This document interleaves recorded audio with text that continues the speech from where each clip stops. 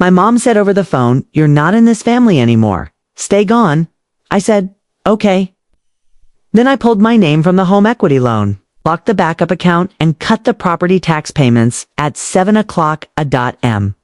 My dad called me breathless. "Why is the county threatening foreclosure?" I just ignored him. Then at 9 o'clock a.m. he came with, I never thought I'd hear those words come out of my mother's mouth. It was so casual. The call lasted under 15 seconds. But that moment split something inside me that I knew wasn't going to get put back together. I didn't expect that from her, especially knowing my dad would support her no matter what. That's the thing that really burned. He never challenged her, even when she went too far, even when she was clearly being cruel. He'd just sit there in the background and nod. Sometimes I wondered if he even had his own thoughts anymore. I'd always known they treated me differently than my sister Lana, but now it wasn't subtle anymore. It was official. I was cut off, except they forgot one thing. They weren't the only ones who could cut. That night I sat at my laptop and made a checklist, not emotional, just practical. I'd been carrying them financially for years, but it had become so routine I barely thought about it. Their name was on the house, but it was my paycheck keeping the lights on. First thing I did was pull my name from the home equity loan. I called the bank, got the paperwork moving, and by the time I logged off, my liability was zero. Then I locked. The backup account.ed was something I'd set up after Dad's medical scare 2 years ago. They were supposed to use it for emergencies. I don't know what counted as an emergency in their heads, but there were Uber Eats charges in there. Finally, I went into the county tax portal and canceled the property tax autopay. They wouldn't notice until the first warning letter came, but that wasn't my problem anymore. I went to bed without a second thought. At 7 o'clock a.m., my phone started ringing. I let it buzz until voicemail picked up. It was, "Dad, why is the county threatening foreclosure? What did you do? Can't just..." Deleted the message. I made coffee, opened my laptop, and started my workday like it was any other Wednesday. At 9 o'clock a.m., someone knocked on my door hard. I looked through the peephole and nearly laughed. My dad was standing there looking irritated and confused, like someone had just told him the sky wasn't blue. And standing next to him, of all people, was Rachel, my ex. We hadn't spoken in 8 months. She moved out without drama. We weren't a disaster, just didn't work out. So seeing her here next to my dad with that same old worried expression on her face, I opened the door but didn't say anything.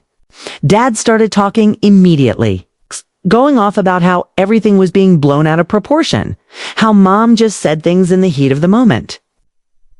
Rachel stood there quietly like she'd been coached. I looked at her. "What are you doing here?" She blinked like she didn't expect me to ask so directly, said something about how she still cared, how she just wanted to make sure I was okay. She tried to sound neutral, but I wasn't buying it. I stared at both of them for a second, then something clicked. He brought her to sway me. He thought if Rachel, my soft spot, showed up at my door, I'd cave.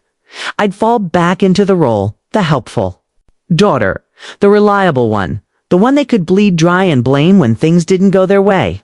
I didn't say another word, stepped aside, pointed out the hallway, and told them to leave. Rachel looked like she wanted to explain herself, but she didn't. My dad looked like he was ready to argue, but he didn't either. They left and I locked the door. I'd been patient with them my whole life, tolerated things that most people wouldn't. I thought if I was just good enough, just helpful enough, they'd finally treat me with some respect. But now I was done playing the good daughter, and this was just the beginning. The first 2 days after they came to my door were dead silent. No texts, no calls, nothing. It felt like the quiet right before a bad storm. I've seen them play this game before, ignore the problem until they can't anymore.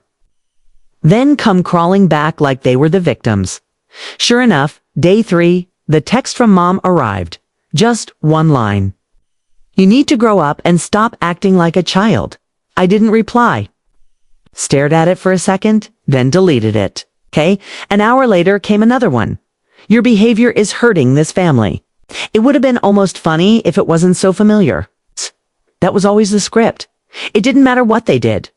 I was the one tearing the family apart if I didn't just swallow it and keep the peace. Later that night, Dad tried calling again. No. Voicemail this time. It's just a missed call notification, then another, then another. I muted the number. The next morning, I got a security alert from the bank. Tempted access to the backup account. They were trying to move money out, not even bothering to ask, just straight to polling. They didn't know I'd already locked it down and removed their authorization. I sat back in my chair and laughed once, quiet, bitter. They still thought they had reach. I logged in again, and this time I didn't just lock the account. I closed it, emptied the whole thing into my primary. That money was mine anyway. I'd put it there for them, for when Dad's health was uncertain and Mom was between jobs. Not so they could quietly drain it behind my back. I didn't even bother telling them. Let them find out the hard way.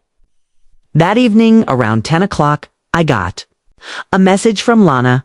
Just seeing her name light up my phone was enough to make my stomach twist. We got along mostly because I never called her out for anything. She always knew how to stay neutral, safe, silent. Her text said, "Hey, just wanted to see how you're doing. Everything okay with Mom and Dad?" I didn't answer right away. Few minutes later, another one came in. I talked to Dad. He said things. Got tense between you all. I don't want to pry, but maybe I can help. That was when it clicked. They were out of options. They were losing their grip, and now they were sending Lana to smooth things over. The peacekeeper, the one who never picked. Aside until now. I called her. She answered quickly, like she'd been waiting by the phone. She asked how I was, said she was just concerned. I asked her one thing. Did Dad tell you to call me? There was a long silence. Yeah, she said eventually. It's freaking out about the house. I guess the county sent something. He said you took your name off the loan, that you're not helping anymore. I didn't respond. She kept talking. He's really stressed, Selena. Mom's not handling it well either. Maybe if you just... I cut her off. You asking me to fix it again? Another pause. No, I'm just saying maybe this isn't worth all the drama. I mean, you know how they are. Yeah, I did. That was the problem. I reminded her gently that she still owed me $1,800. She went quiet again. I told her I wasn't trying to pull her into anything, but I wasn't going back to the way things were. Not again. She finally said it. I can't afford to upset you right now. I'm staying out of it. That was the smartest thing she could have said for both of us. After we hung up, I sat there in the dark, thinking about all the years I'd bent over backward to make sure they were okay. How I worked overtime just to cover their mortgage shortfall one winter. How I canceled a trip with friends to send them money when the car broke down. How I never once asked for a thank you. And now the first time I said no, I was disowned. Fine. Let them see what life looks like without me playing safety net. Let the late notices pile up. Let the interest climb. I didn't burn the bridge. They blew it up and handed me the match, and I wasn't finished yet. By the end of the week, the panic was starting to seep through. The first real sign was the voicemail I got from Dad late Friday night. He was trying not to sound desperate, but you could hear it in the way his voice cracked halfway through. We're just asking for a little help until things stabilize. Still part of this family, Selena, whether you like it or not. That last part, whether you like it or not, made me shake my head. It was always like that. They'd insult you, exile you, and then act like you were the one who misunderstood. There was never an apology. It's just this weird expectation that I'd forget everything and fall back in line. I didn't respond. On Sunday morning, I took it another step further. The power bill and internet for their house had been set up under my name back when they were behind on payments. It was supposed to be temporary, just to help them get caught up. So that was over a year ago. I logged in, removed their address, and closed the accounts, sent the final bills to my email, paid them off, and shut it down clean. An hour later, I got a text from my mom. Why isn't the Wi-Fi working? I ignored it. Then another dot. We lost power for 2 hours today. What's going on? Still nothing from me? By the afternoon, I started getting calls from numbers I didn't recognize. I let them all go to voicemail. Then, checked them in a batch. One was a utilities rep. One was someone from their church, someone I hadn't heard from in years. The last one, though, was Rachel. I almost didn't listen to it, but curiosity won. She sounded nervous. She said she didn't want to get involved, but that my mom had called her crying, saying I was trying to destroy them. She asked if I was okay, if there was anything she could do. I deleted it. I didn't need anyone trying to. Guilt tripped me on their behalf. Not someone who had walked away from me when things got hard between us, only to show up at my front door weeks ago, uninvited and clearly being used. Monday morning, got another call from Dad. This time, he left. A very different kind of message. Fine, if you're going to turn your back on us, then at least give us some notice next time. We're scrambling over here. That was the tone I'd been waiting for. The shift from arrogant to cornered. It always came eventually. I went through the shared. Insurance policy next. When Mom got dropped from her work coverage, I put her on my plan. I never told anyone that I paid the premiums in full every month. It was just easier than having the conversation. She hadn't even said thank you. Now, she was off it. I got the confirmation email 2 days later. Her coverage would end by the 1st of the month. I didn't warn them. Let them figure it out. Lana texted me again that evening. Just a single question. Did you take Mom off your health insurance? I replied, yeah. She didn't respond. That silence meant she finally got it. This wasn't about revenge anymore. This was about boundaries. This was about letting them feel the consequences they had avoided for too long, because I kept stepping in. They weren't losing me. They gave me away. By Wednesday, the silence was shattered, but not in the way I expected. That morning, I left for work like normal.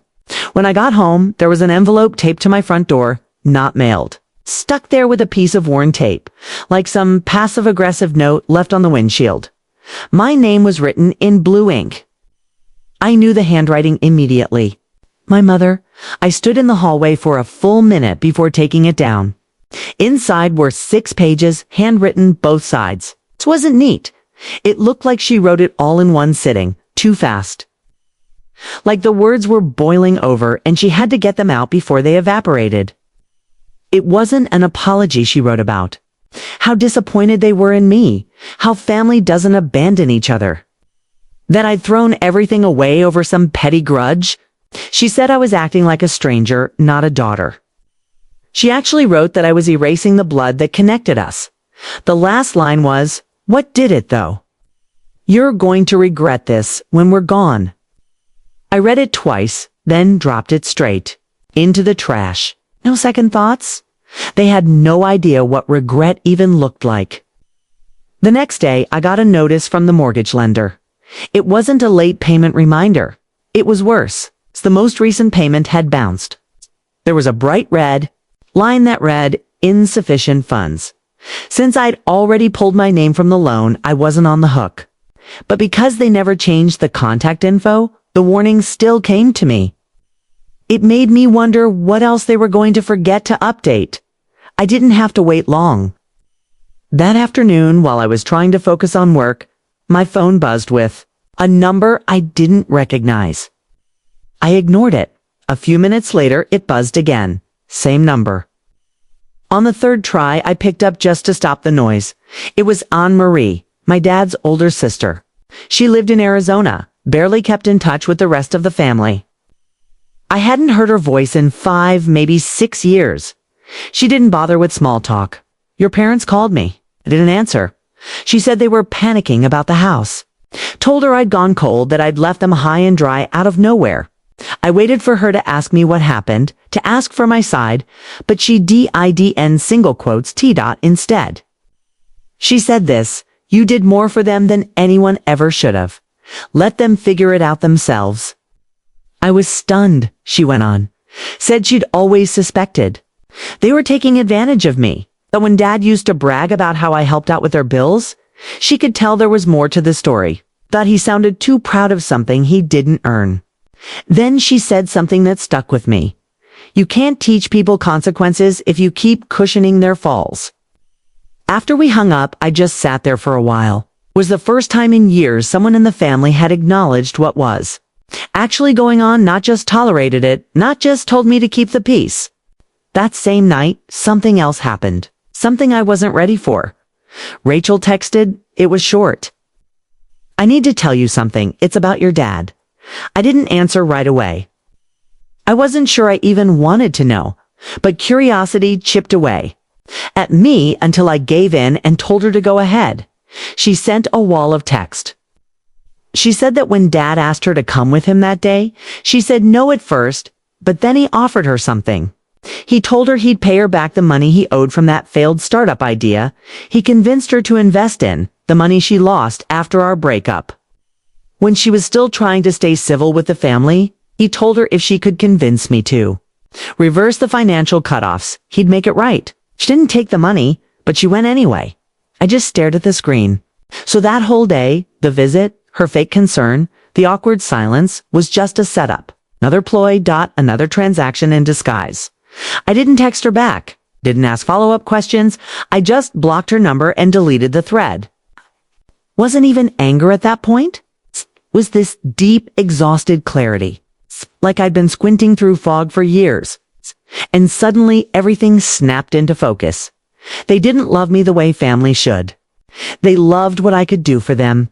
Now that I was done, they were scrambling, falling apart, making bad choices, pulling people into the mess. And I was finally watching it happen from the outside. Not because I wanted them to suffer, but because I needed to be free. By the end of that week, the walls were caving in on them. Friday morning, I woke up to 5 missed calls and 2 voicemails from Dad. One of them was just breathing, like he didn't know what to say. The second was quieter, not angry, just empty. Selena, the county, sent a letter. They're giving us 30. Days 30. I need to talk to you.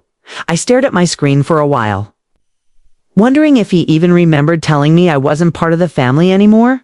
If you realize what kind of person you have to be to say that to your daughter and still come back asking for help, I didn't call back. Instead, I logged in and made sure all remaining ties were cut. There was one last link I hadn't touched yet. Something small but still tethered to them. The shared Amazon account, it had my card saved. I scrolled through the order history. Vitamins, cleaning supplies, a Bluetooth speaker, all of it shipped to them. I deleted the card, changed the password, and logged out. A few hours later, I got a text from Lana. Mom tried to order something, but the payment failed. What's going on? I wrote back, ask her. She didn't reply. That weekend, I went out of town, not to avoid them, just to clear my head. I turned off my phone, booked a small Airbnb upstate, and spent 2 days doing nothing but walking, reading, and sleeping. The first night, I sat outside with a drink in my hand and realized it was the first time. I hadn't thought about them in hours. It felt like breathing without a weight on my chest. When I got back, the messages had piled up. Not from Mom or Dad, but from people around them, neighbors, old family friends, even someone from their church. Apparently my parents had started telling people I'd abandoned them, and now everyone wanted to hear my side. I ignored all of them, let them spin whatever version they wanted. I didn't owe anyone a statement. Then something strange happened. They stopped reaching out for an entire week. It's not a single call. No texts, no letters, nothing. I thought maybe they had finally given up, but then Lana called me out of the blue. I almost didn't answer, but I did. She sounded different, tired. They're selling the car, she said. They're thinking about taking a loan from the credit union just to cover the missed property taxes. I asked her why she was telling me that. She said, I think they finally get it. I asked her if they mentioned me at all. She said, no, not once, not even your name. That part hit harder than I thought it would. Not because I wanted the apology, But because after everything, after all the yelling and letters and manipulations, it ended not with a fight, but with a silence so complete it felt surgical. They'd cut me out as cleanly as they told me to leave, but they were finally, for the first time in their lives, handling their own problems, selling things, talking to banks, doing the work. That night, I sat in my living room and just listened to the quiet. No phone buzzing, no guilt rising up, no more wondering if I was doing the right thing. I already had. They hadn't said sorry, never would, and I didn't need them to. 3 weeks passed. No texts, no voicemails, no letters, just silence. For a while, I kept expecting another wave of manipulation. A guilt trip through Lana, a surprise knock on my door, some new dramatic attempt to rope me back in, but it never came. Instead, what I got was something entirely new from my parents. Indifference, it was subtle at first. A neighbor of theirs, someone I barely remembered from childhood, messaged me on Facebook with a random update. "Your folks seem busy these days. Saw them painting the front porch? Looks like they're trying to fix up the place." I didn't know what to make of it. Fixing the porch? They never did things like that themselves. They always waited until something broke completely, then begged someone, usually me, to handle it. Then Lana confirmed it. They'd been selling furniture. Mom picked up a part-time job at the Floras down the road. Dad's been doing repair work for some guy he used to know from high school. I asked if they were still talking about me. She said they hadn't mentioned me at all. That stung more than I expected. But it also meant something had finally changed. They'd stopped expecting me to rescue them, stopped spinning lies, stopped using other people to try to break through my boundaries. For the first time in my life, they were dealing with their own problems, and I wasn't part of the story anymore. One night, I drove past the old house just to see it. Didn't get out of the car, just sat at the corner with the headlights off and watched from across the street. The yard was cleaner. The gutters looked new. The porch had a fresh coat of paint. There was a "For Sale by Owner" sign in the grass. A small one, tucked low, quiet. They were letting go, and so was I on the way back home. I stopped at a diner I used to go to in high school. I hadn't been there in years. Sat alone in a booth. Ordered coffee and stared at the Formica table, wondering how long I'd been trying to earn something from them that was never mine to begin with. Their approval, their respect, a real place in the family. They told me I wasn't part of it anymore. And maybe for the first time, I believed them. But instead of pain, I felt something else. Relief. They weren't my responsibility. They never were. And now, finally, they knew it too. No closure, no apology. Just an ending. And that was enough. A month went by without a single word from them. I didn't text Lana. I didn't drive by the house. I didn't wonder what they were doing. And that in itself was new. For the first time in my life, I wasn't orbiting them anymore. No guilt. No worry. No invisible leash tying me to their decisions. I was just living my life. Then, one Thursday evening, I got an email from the county clerk's office. I almost ignored it.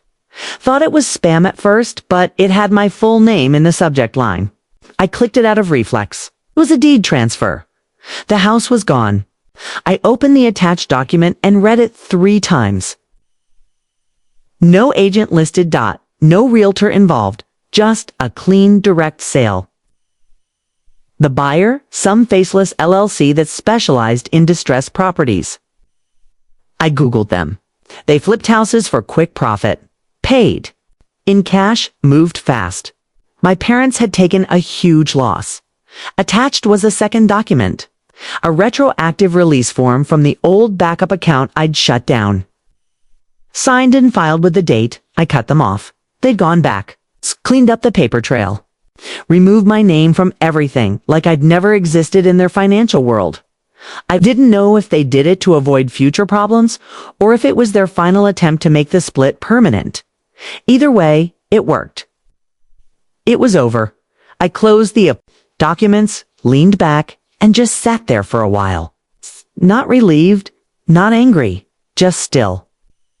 Like someone had finally turned off a machine that had been humming in the background my entire life. Later that night, I felt that same old curiosity, creeping back. I searched my dad's name.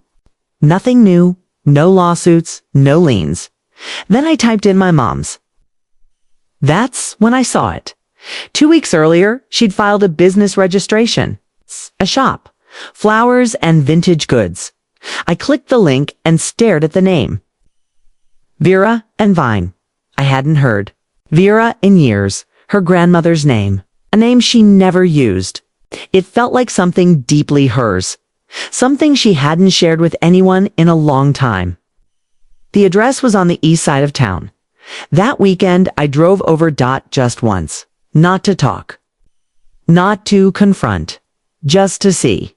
I parked across the street, windows.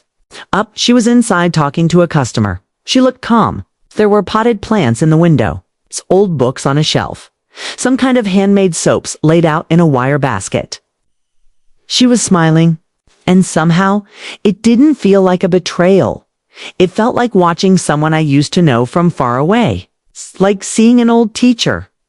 Or someone you once shared a life with in a different timeline. That night, I got a text from Lana. Just wanted to say thanks for not pulling me into it deeper. I'm finally catching up on what I owe you. You'll see it soon. Nothing about our parents. No updates, no guilt. 3 days later, I checked my account and saw it. 10 800s, transferred in full. She didn't say anything else. I didn't either. It wasn't about the money. It was about what it meant. Everyone had taken their piece of the fallout and moved on. No one said sorry. No one asked for a second chance. There was no reconciliation, no tearful reunion, just a slow, clean drift. And that's exactly what I needed. After all these years, I wasn't the problem solver anymore. I wasn't the bank. I wasn't the background support for someone else's life. I was out, and I wasn't going back. Weeks passed. I didn't hear from them. Not even through Lana, not through the church, not through vague family connections, trying to play mediator. It was just nothing. It's a kind of silence you only get after something truly ends. And I realized this was the life I used to think I'd have to fight for, a life where I didn't have to be the fixer, the buffer, the unpaid accountant holding everyone together with late-night transfers and polite silence. I wasn't worried about their mortgage. I wasn't fielding calls from utility companies. I wasn't checking my phone every hour, waiting for the next emotional ambush. Instead, I was living on my own schedule, cooking for myself, reading again, breathing differently, and maybe most surprising of all, I wasn't bitter. That shocked me, because for a long time, I thought I would be, but I wasn't holding on to what they did anymore. I wasn't measuring my worth by how much I gave. I wasn't chasing their love in the form of usefulness. They had told me what I was to them: expendable, replaceable, a line on a bank statement, and I finally believed them. That belief set me free. I started reconnecting with people I'd pulled away from, not because I wanted to tell the story, but because I didn't need to hide it anymore. It had happened, and it was over. Sometimes people would ask, "Do you talk to your parents?" And I'd just say, "No, we're not close." And that was it. No explanation, no shame. There was a time when I thought I couldn't live without their approval. Now I was living better because of its absence. One evening, I ran into someone who used to be close with my mom, a neighbor from our old street. She didn't bring up the fallout, just said, "Your mom's shop is cute. She's been there a lot lately." I smiled, nodded, thanked her, and walked away. I didn't ask for more. I didn't need to know anything else. A few days later, I got a package. No return address. Inside was a vintage notebook, the kind I used to love. As a teenager, tucked inside was a single pressed flower. White CAMELLIA dot in the language of flowers. It means my destiny is in your hands. There was no note. No name. But I knew it was from her. I've held it for a long time. And then I put it on a shelf. Beautiful, quiet, and untouched. It wasn't a door reopening. Wasn't an apology, it was just a gesture. And that was enough. It's because now I wasn't waiting for healing to come from someone else. I wasn't asking for recognition from people who only valued what I could give. I had already done the work. I had already built the boundary. I had already walked away. And for the first time in my life, the only person I was responsible for was me.